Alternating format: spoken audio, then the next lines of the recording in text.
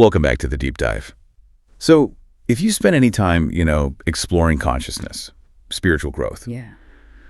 you probably know this feeling. You have this incredible, profound moment, maybe a flash of just total connection, or a deep, quiet knowing that just shifts everything. Yeah, it feels huge, life-changing. Exactly, monumental. But then, Yeah. well, Monday morning hits, deadlines, family stuff, traffic, and suddenly that amazing awareness feels like, I don't know, a nice memory, totally cut off from how you're actually living. And that gap, that disconnect between the, let's say, mystical insight and just the mundane reality, that's precisely what we're tackling today. Okay. Our mission here is to really dive deep into spiritual integration. It's this essential ongoing process. It's about aligning those big insights and also those hidden bits of ourselves with our conscious awareness, with how we actually show up every day. So moving beyond just having the experience. Exactly, to actually living it, embodying it.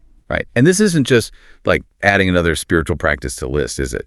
The sources seem pretty clear that integration isn't about doing more or achieving some final state. That's a really crucial distinction. Integration actually kicks in when you let those insights just settle. But, and this is key, you have to stop your mind from immediately grabbing them and weaving them into new stories, new illusions. Okay. Like the mind wants to own the insight. Spot on. If the mind jumps in with, aha, I'm enlightened now, well, that's the ego hijacking it, not integration.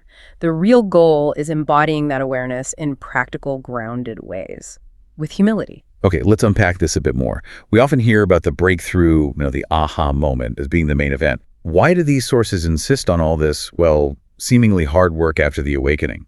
If I had a genuine breakthrough, shouldn't that insight be enough? Shouldn't it just change things automatically? Well, that initial breakthrough is vital, no question. But without integration, it's like an energetic shift without the psychological or emotional scaffolding to hold it up. I see. So those insights become fleeting. They just fade. And that leads to this constant kind of jarring contrast between those profound moments and your everyday life. You can end up feeling a bit, well, split.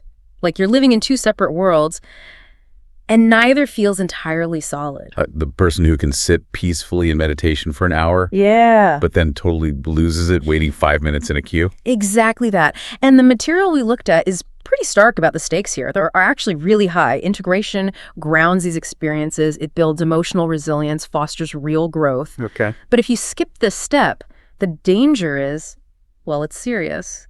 Poorly integrated awakenings can actually lead to really destructive behavior. We're talking manipulation, a kind of spiritual arrogance even. Right. Even cruelty. Wait, cruelty? That sounds completely backward. How could a glimpse of something profound lead to being destructive? It seems counterintuitive, doesn't it? But think about it. Those early, powerful insights, they often get filtered through the old patterns, the existing ego structure, the self-concept that hasn't been fully examined yet. Okay. So the mind might latch onto a sense of power or feeling special because of the insight, but it hasn't dealt with the shadow alerts yet, the fear, the insecurity, the need for control, all that stuff. Right.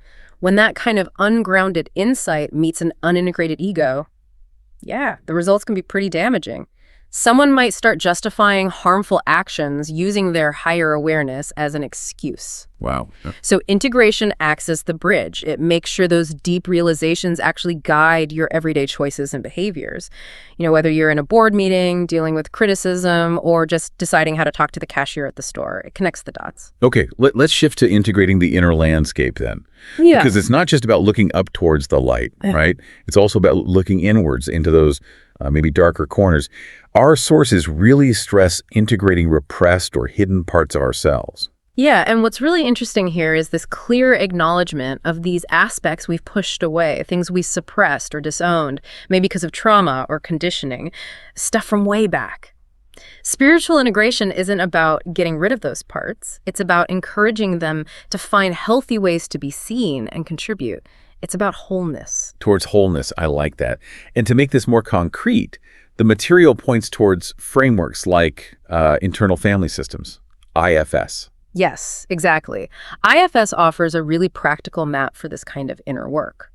Think about those parts you might have buried, maybe a part that holds a lot of anger or one that's just terrified. You pushed it down because you thought it was bad or unacceptable. But if that part is still running the show unconsciously, it can create huge problems. It might even fuel that destructive ego stuff we were just talking about. Right. So real awakening needs that inner acceptance. No part of your psyche gets left out in the cold. You have to kind of invite the scared parts, the flawed parts, all of it into the conversation. Bring them into the whole. And inevitably, the moment you start digging into those hidden parts, you're likely going to hit some strong emotions, aren't you?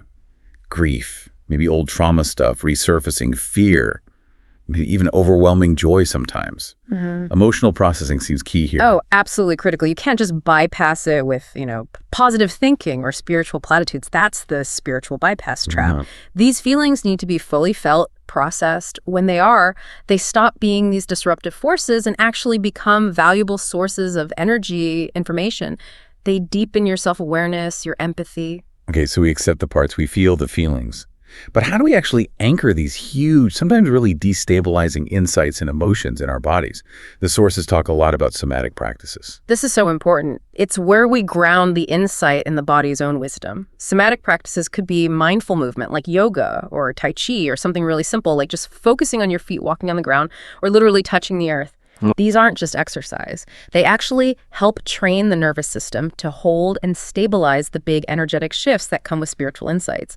If the mind shifts really fast, the body needs to catch up gently and safely. That's how you get true holistic grounding. It can't just be in the head. Okay, now here's where it gets really, tricky, I think. We have to talk about the spiritual ego, that subtle or sometimes not so subtle feeling of being a bit superior, maybe. Special because of these profound experiences we've had. This seems like a major pitfall.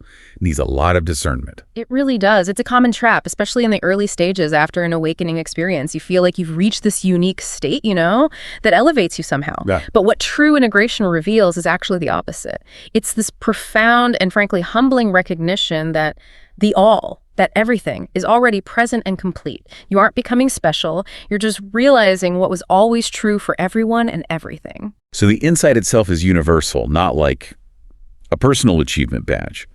But how do you tell the difference? In the moment, between genuine confidence that comes from integrated insight and that subtle arrogance creeping in from the ego.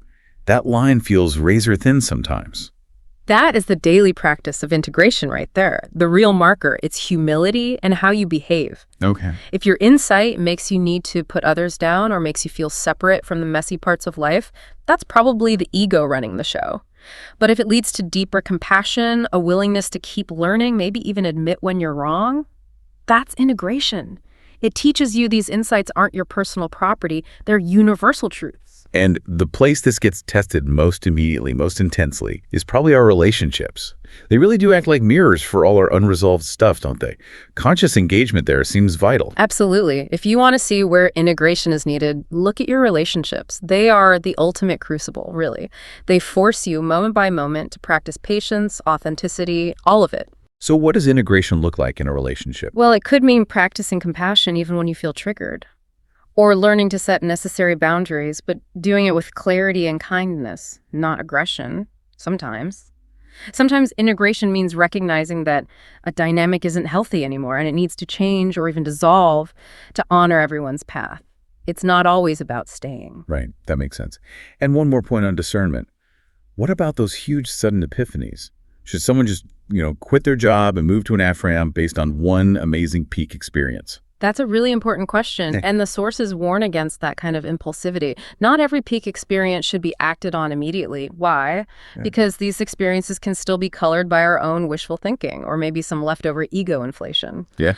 So integration requires testing those insights against reality, observing how they play out over time, adjusting your understanding and behavior based on real-world feedback. It's a continuous process, and things like journaling or having a mentor or guide can be incredibly helpful here. You need reality checks. All right, let's get really practical now. We've talked about the why and a what, but how do we actually do this? How do we translate that deep awareness into compassionate, effective action day to day? The material gave a pretty structured, in-the-moment practice for this. This feels like bringing it right down to ground level. Yeah, it's a great little framework. And to make it feel doable, the suggestion is to pick a regular daily activity, something simple, maybe checking your email first thing, or your commute, or even just walking from your car into the office. Yeah. And apply this structure to that activity. Okay. Now, there are 9 steps listed, but maybe instead of just rattling them off, we focus on the core mechanism, the key shifts that really anchor the integration. Perfect. Let's do that. So imagine I'm about to open my inbox, maybe anticipating some stressful emails. Yeah. How does this practice start? Okay, first step is check in, Yeah. and then anchor to breath. So before you click open that inbox, just pause. Notice your state right now. Is your jaw tight? Is your mind already racing, maybe rehearsing arguments? Just notice. Then consciously take 3 slow, mindful breaths. Really feel the breath. This isn't just about relaxing. It's about deliberately shifting your center of awareness from the buzzing mind down into the present body. Okay. Body check, breath anchor. Got it. Then the next step seems to move outwards, observing the environment. Exactly. Step 3 is observe your environment. Pick one sensory detail and focus on it for, say, 30 seconds. Maybe the hum of your computer, the feeling of the chair supporting you, the exact color of the wall, anything. This pulls you out of your internal story and into objective, present reality, just for a moment. Okay, grounding in the senses. And then we bring awareness back inside. Yes. Step 4 is notice patterns. Now you look inwards again, but with detachment. Just observe. Okay, what habitual thought loop or emotional reaction is running right now? Maybe it's worry about disappointing someone or preparing a defense before you know if you need one. You just see the pattern. You don't have to get caught in it or react to it. This observation is integration happening. You're seeing the hidden part without being controlled by it. Okay, so I've anchored, observed outwards, observed inwards. Now, how do I actually, open the email while staying in this state? That's the crucial pivot point. Integrate awareness. Step 5. You gently, consciously carry that mindful state into the activity itself. As you move the mouse, as you click, as you read the first sentence, as you start to type a reply, you try to maintain that thread of presence, that connection to the breath anchor, even while you're acting. Okay. And then a really vital piece is the emotional check. Step 6. If reading that email brings up a strong emotion, maybe anger, maybe shame, maybe anxiety, you don't suppress it. You allow yourself to feel it fully in your body. And then you ask it gently, okay, what information are you bringing to me? What does this tell me about my needs or my boundaries? So the emotion becomes data, not just a reaction. Exactly. This way your awareness actually informs your action. Rather than just being this nice state you experienced before you acted, it gets woven into the fabric of the moment. Hashtag tag outro. So when we practice this consistently, the outcome is, well, it sounds really powerful. Inner stability, more clarity, feeling grounded, balanced, and just showing up with a more authentic presence. It really sounds like taking those incredible flashes of insight and weaving them into the how of everyday life. It really is. It turns the extraordinary into the foundation for the ordinary in the best possible way. And, if integration truly is this continuous, evolving practice, not some final goal you reach, maybe consider this. What part of yourself that you've always considered hidden, maybe even a flaw, perhaps a deep sensitivity you thought was weakness or a stubborn streak you disliked? What if that part is actually the next vital source of energy and wisdom that's just waiting to be acknowledged, integrated, and used constructively in your life? That's something worth sitting with, perhaps. That's a great question to end on. It really shifts the perspective. Yeah. So through this conscious, ongoing work of integration, we can turn the idea of awakening from just an experience or concept into the actual lived reality of how we engage with everything, every single day. Precisely. Thanks for diving deep with us today.